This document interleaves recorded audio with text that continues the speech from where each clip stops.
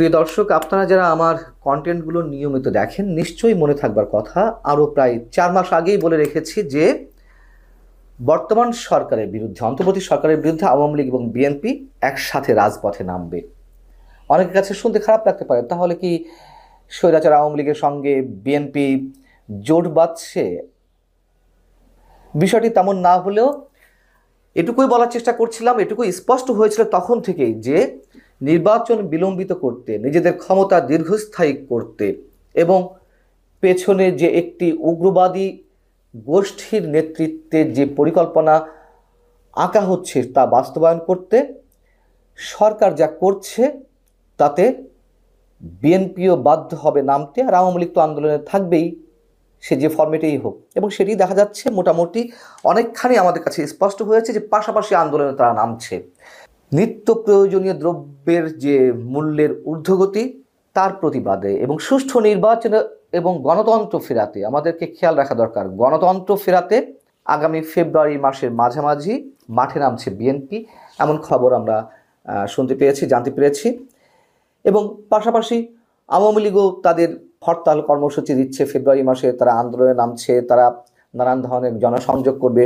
যদিও এর আগে 10 ডিসেম্বর শহীদ নূর হোসেন দিবস এবং পরবর্তীতে কয়েকদিন আগে একটি হরতালের কর্মসূচি দিয়েছে, এর আগে বিক্ষোভ কর্মসূচি দিয়েছিল আওয়ামী লীগ, সেগুলো ফ্লপ হয়েছে, খুব স্বাভাবিক কথা। এবং আগামী যে 16 এবং 18 ফেব্রুয়ারি আওয়ামী লীগ যে হরতালের কর্মসূচি দিতে যাচ্ছে সেটি বাস্তবায়ন হোক আর না হোক তারা রাজপথে নামছে, এটি জানান দেওয়ার চেষ্টা করছে। আর আওয়ামী লীগ বিএনপি তো সরাসরি ঘোষণা দিতেই যাচ্ছে। বিএনপির যে কর্মসূচি সেটি দুভাগে থাকবে এবং এর সাথে জানিয়ে রাখি, 71-এর মুক্তিযুদ্ধকে ভিত্তি করে এবং 72-এর সংবিধানকে সমুন্নত রেখে জুলাই গণ আন্দোলনে বা গণ অভ্যুত্থানের একটা ঘোষণাপত্র বিএনপি সরকারকে দিতে যাচ্ছে তাদের পরামর্শ হিসেবে। যাই হোক, এ বিষয়ে পরে বলছি। এখন দুই ভাগে বিএনপি আন্দোলনে নামছে। প্রথম ধাপটা হবে দ্রব্যমূল্যের বৃদ্ধির প্রতিবাদে, যে ভ্যাট আরোপ করা হয়েছে নানান পর্যায়ে সেগুলোর প্রতিবাদে, এবং তার জন্য জেলায় জেলায় সমাবেশ হবে, গণসংযোগ হবে বিএনপির পক্ষ থেকে।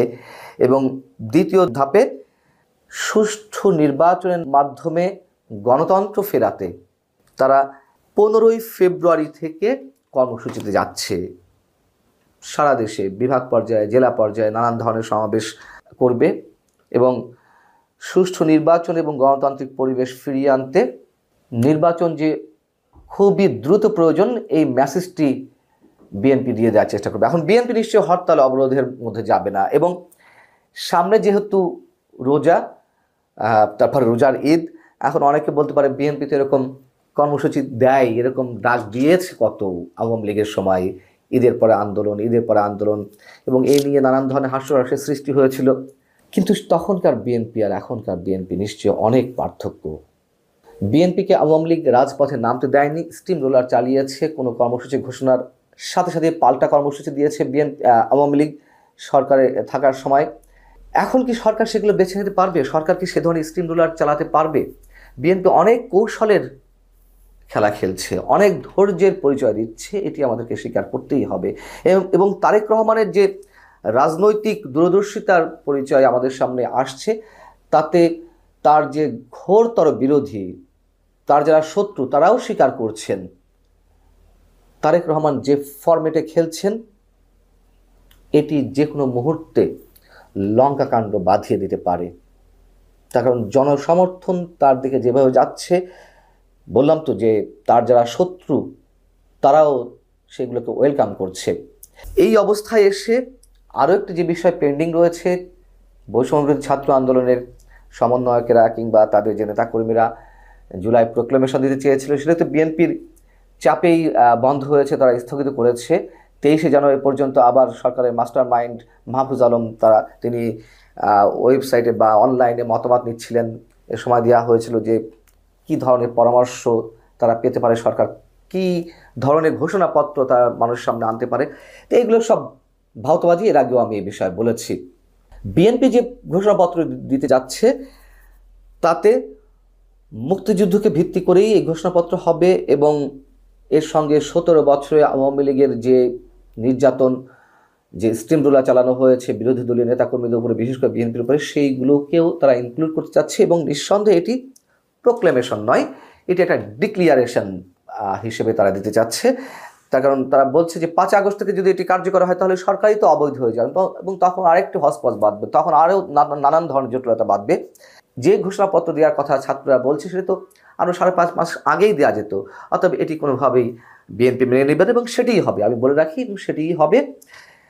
আর আওয়ামী লীগ যে কর্মসূচি দিচ্ছে, আগেই বলেছি, তারা সফল হবে না এটা তারাও জানে, কিন্তু তারা জানান দেওয়ার চেষ্টা করছে যে এই সরকার অবৈধ, এই সরকার অবৈধভাবে ক্ষমতায় থাকতে চায়। অতএব তারা যেভাবে গণতন্ত্র হত্যা করছে, নির্বাচনের নামে আবার প্রহসন করা হচ্ছে জাতির সঙ্গে, সেই মেসেজগুলো তারা দিতে চায়। এটা আমরা খুব স্বাভাবিকভাবে বুঝি যে আওয়ামী লীগ যা করতে চাইছে বা যে কর্মসূচি এই মুহূর্তে দিবে তার কোনোটি তেমন কোনো ইফেক্ট ফেলবে না। তারপরেও হয়তো তারা তাদের রাজনীতি ঠিক আছে, এরকম 2-4টি কর্মসূচি মাঝে মাঝে দেবে, তারা যে মাঠে আছে সেটি জানান দেওয়ার চেষ্টা করবে। সেই জায়গা থেকে আমি বলছি যে সরকারের বিরুদ্ধে প্রধান 2 রাজনৈতিক দল তারা আন্দোলনে নামছে, এবং এটি বলা যায় একসাথেই নামছে।